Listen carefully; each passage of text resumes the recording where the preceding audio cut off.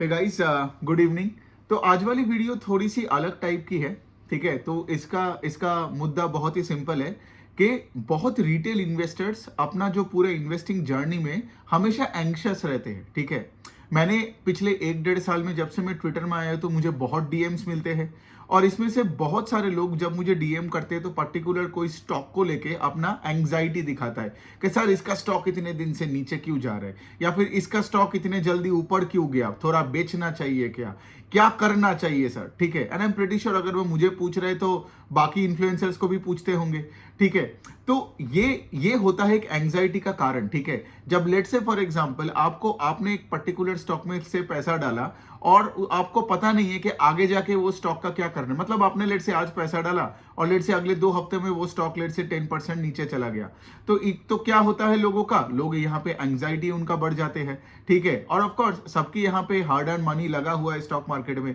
तो एंग्जाइटी होना सेंस भी बनता है। लेकिन यहाँ पे प्रॉब्लम क्या है? ठीक है, प्रॉब्लम यही है कि इन्वेस्टर्स अल्टीमेटली जिस कंपनी में पैसा डाला है, जिस स्टॉक में पैसा डाला है, उस स्टॉक के पीछे जो धंधा है, वो धंधा को चलाने वाला जो मैनेजमेंट है सिर्फ उनका ही नहीं सुनता है। ठीक है, मतलब आप देखे होंगे कि हर 3-3 महीने में जब एक रिजल्ट आता है कोई भी कंपनी का, Q1, 2, 3, 4, उसके साथ साथ आप देखोगे उसका जो मैनेजमेंट है वो एक कॉन्फ्रेंस कॉल करता है विद द एनालिस्ट कम्युनिटी। आप उस कॉल को लाइव भी सुन सकते हो, या फिर अगर आपने कॉल लाइव मिस किया तो आप उसका ट्रांसक्रिप्ट बाद में जाके भी आप पढ़ सकते हो। ठीक है, और ये सारी चीजें फ्री है, सारी चीजें फ्री है। अब सोचिए, अब लॉजिकली एक बात, ठीक है, आप लेट से फॉर एग्जांपल एक कंपनी में पैसे डाले हो, मतलब आप उस कंपनी का एक इन्वेस्टर हो, तो उस कंपनी को चलाने वाला जो सीईओ है, सीएफओ है, सीओओ है, ठीक है, जो भी सीएक्सओज हो गया यहाँ पे, आपको तो उनका सुनना पड़ेगा ना कि बिजनेस का स्कोप क्या है, कितना दुकानें खोल रहा है, कहाँ कहाँ पे डिस्ट्रीब्यूट कर रहा है,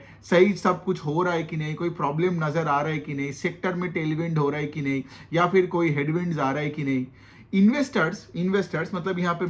मेरे जैसे रिटेल इन्वेस्टर्स का बात हो रहा है। मेजोरिटी लोग आज भी कॉन कॉल्स का उनका कॉन्सेप्ट ही नहीं है। ठीक है, मतलब कॉन कॉल्स पढ़ना तो छोड़ो, बहुत लोगों को जब मेरे को आके पूछता है कि से फॉर एग्जांपल ये स्टॉक क्यों गिरा है 15%, ठीक है, तो मैं क्या करता हूं, मैं स्टॉक के बारे में बात नहीं करता, तो मैं उनको डीएम में रिस्पॉन्ड करता हूं कि लाइक देखो, अगर कंपनी अच्छी है तो मैं बताता हूं कि देखो बिजनेस फंडामेंटल सब कुछ ठीक है, लेकिन चार्ट आप ऐसे मत देखो, week to week, month to month, कोई सेंस नहीं बनता है, बिकॉज मार्केट हमेशा वॉलेटाइल ही रहेगा, है ना। लेकिन the point is when I start discussing with that person, I understand कि मैं धंधे का बात कर रहा हूं जबकि उसको धंधे के बारे में कोई आइडिया नहीं है। ठीक है, बहुत, और यही मेजॉरिटी लोगों के साथ मेरा डिस्कशन होता है, and I end up saying कि भाई कॉन कॉल पढ़ा, and the answer is no, या फिर से फॉर एग्जांपल कॉन कॉल क्या होता है। ठीक है, मतलब ये कैसी बात हो गया कि आप जहां पे पैसे डाले हो, जिस कंपनी में पैसे डाले हो, उस कंपनी को चलाने वाले का ही आप नहीं सुनते हो। और सोचिए कितना इलॉजिकल बात है यहाँ पे। मतलब देखिए, जनरली क्या होता है ना, common sense is not so common, एक कहावत ही है,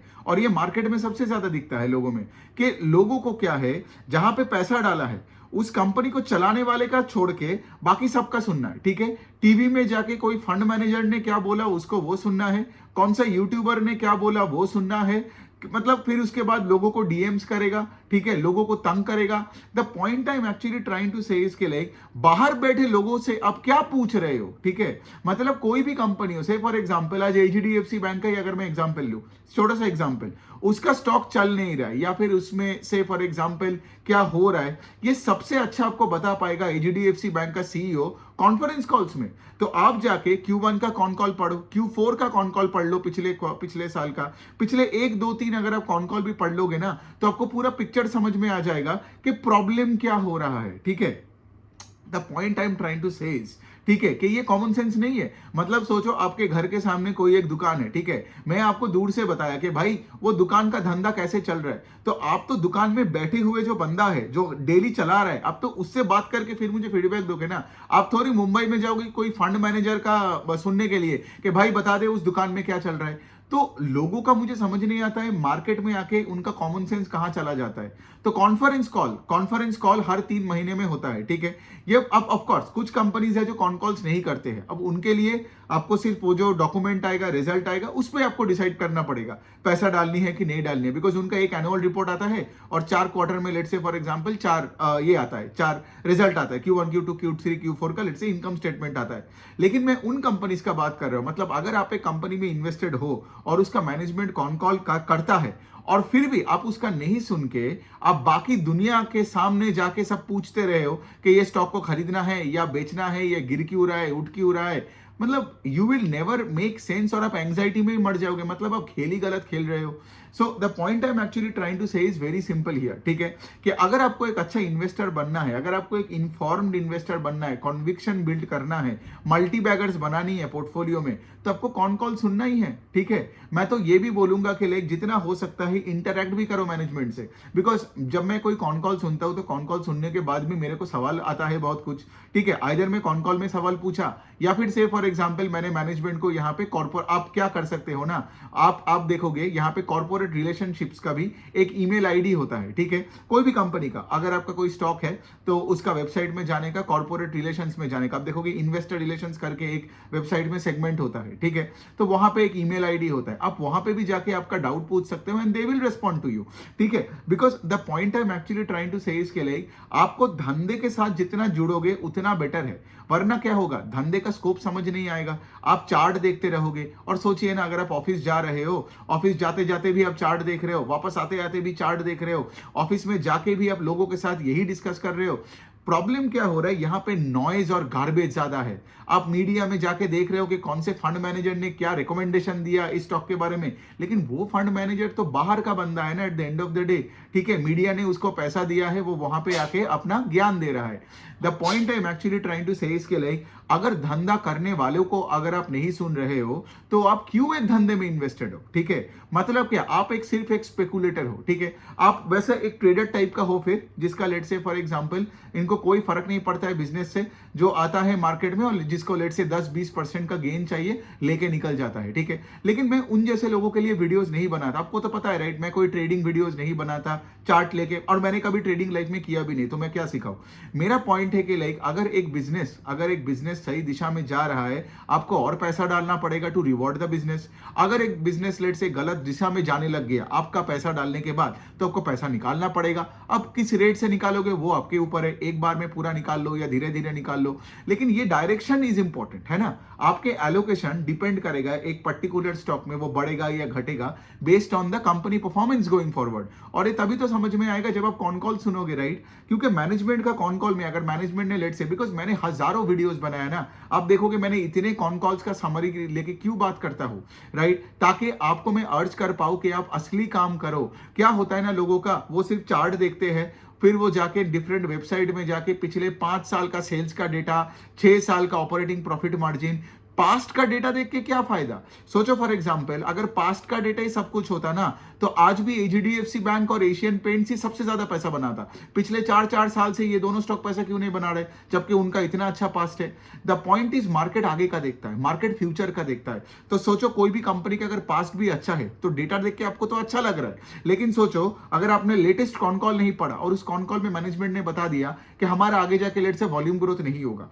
हमारा आगे जाके हम लोग बहुत प्राइस कट्स कर रहे हैं, हमारा आगे जाके मार्जिन कॉन्ट्रैक्शन होगा, तो आप क्या देखोगे, आप तो पास्ट का डेटा देख रहे हो, मतलब आप पीछे देख रहे हो, लेकिन मार्केट देखता है आगे का गाइडेंस के अनुसार। तो आपको लगेगा अरे डेटा इतना सही है, पिछले 5 साल का नंबर इतना अच्छा है और स्टॉक क्यों नीचे जा रहे हैं। ऑन दी अदर साइड, दूसरे साइड, जब ये आपका ये जो टर्न अराउंड बिजनेसेस आता है, ठीक है, मतलब पास्ट का डेटा देख के आपको लग रहा है यार ये तो लॉस मेकिंग कंपनी है, 3-4 साल से लॉस कर रहा है, लेकिन कॉन कॉल में, लेटेस्ट कॉन कॉल में मैनेजमेंट ने ये बता दिया कि भाई देखो आगे जाके हम लोग प्रॉफिटेबल बन जाएंगे और हमारा मार्जिन एक्सपेंशन होगा, हम स्केल अप कर रहे हैं। अब सॉरी,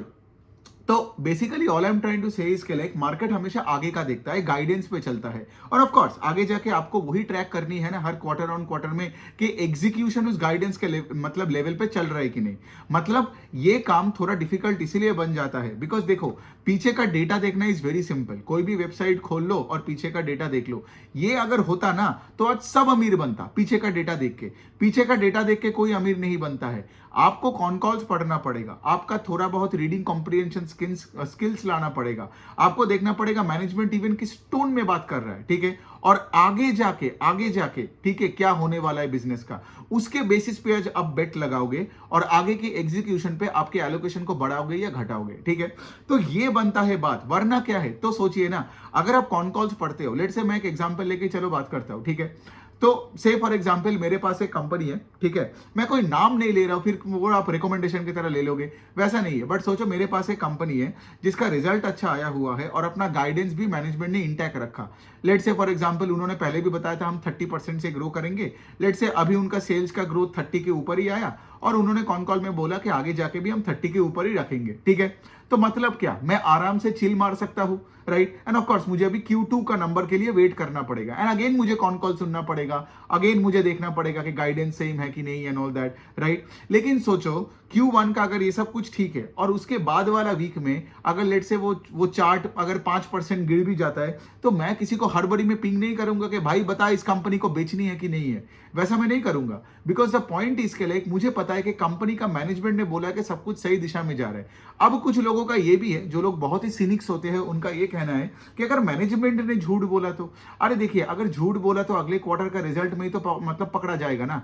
मतलब लेट से अगर मैं आज झूठ बोलता हूं कि हम 40% से ग्रो करेंगे और अगले 1-2 क्वार्टर में आप 2-4% से ग्रो कर रहे हो, तो वैसे ही सब खेल खत्म। बिकॉज गाइडेंस के अनुसार आपका एग्जीक्यूशन आपको ट्रैक करनी है ना। So the point I am trying to and इतना भी सिनिसिज्म नहीं रखना है, क्योंकि जो धंधा कर रहा है अगर आपको उनमें भी बिलीव नहीं है, तो बाहर के बैठे कोई फंड मैनेजर कोई मीडिया में आके इंटरव्यू दे रहा है, उसको आप कैसे बिलीव कर रहे हो, है ना। क्या जस्ट बिकॉज वो पॉपुलर है और यहाँ पे ये सीईओ पॉपुलर नहीं है, ये थोड़ी कोई बात हो जाता है। बट अल्टीमेटली हम लोग तो हमारे लोगों का क्वालिटी जज करने का मेट्रिक ही एकदम गलत होता है। बट हैविंग सेड दैट, ठीक है, इंटरव्यू सुनो, ठीक है, फंड मैनेजर का, लेकिन सबसे पहले अपने पोर्टफोलियो में जो कंपनीज है उनको चलाने वाला सीईओ का सुनो, ठीक है। अगर वो सुनने के बाद टाइम बचता है, तब जाके कोई फंड मैनेजर का इंटरव्यू सुन लो, तब जाके China+1 स्ट्रेटेजी के बारे में पढ़ लो, तब जाके न्यूज़पेपर देख लो, 4 एंकर का इंटरव्यूज देख लो, वो सब तो दूसरी बात हो गया, वो बाद में देखना। लेकिन इंसान का प्रॉब्लम यही होता है रिटेल इन्वेस्टर्स का, कि वो पहले वो सब चीजें करते हैं और पूरा टाइम एंग्जाइटी में बिता देते हैं। इसलिए क्या है, ना उनका कोई पोर्टफोलियो बनता है, ना उनका कोई ढंग का एलोकेशन बनता है, ठीक है। और अगर कोई स्टॉक ऊपर भी जाता है तो उसको ढंग का प्रॉफिट दिखता नहीं है, और ऑफ कोर्स अगर थोड़ा सा भी स्टॉक नीचे गिरता है तो पैनिक में बेच देता है वॉलेटिलिटी के चक्कर में। और कितने लोगों का मेरे को डीएम आता है ऐसे में कि मैंने स्टॉक बेचा और उसके बाद वो स्टॉक 2x 3x 4x हो गया। ये तभी होता है जब लेट से आपको पता नहीं है कि बिजनेस का स्कोप क्या है, आप बैठे डे टू डे लेवल पे चार्ट देख रहे हो, और लेट से अगर आपने देखा कि से एक हफ्ते में चार्ट कुछ नहीं किया, आप टेंशन में आके उस स्टॉक को बेच देते हो। तो यही नहीं करना है। तो अल्टीमेटली कॉन कॉल्स कैसे मिलता है, वेरी सिंपल है, आप स्क्रीनर में जाओ, स्क्रीनर तो आपको पता है, screener.in में जाओ, फिर आपके कंपनी का नाम लिखो, और फिर उसके बाद आप जाके उस कंपनी का नाम लिखने के बाद एंटर मारने के बाद आपको डॉक्यूमेंट्स की तरफ जाना है। जब आप डॉक्यूमेंट्स की तरफ जाओगे तो आप देखोगे राइट हैंड साइड में आपको ट्रांसक्रिप्ट करके आएगा, ठीक है। तो एक होता है ट्रांसक्रिप्ट, एक होता है प्रेजेंटेशन, दोनों को खोलने का, ठीक है, और लेटेस्ट वाला खोलने का।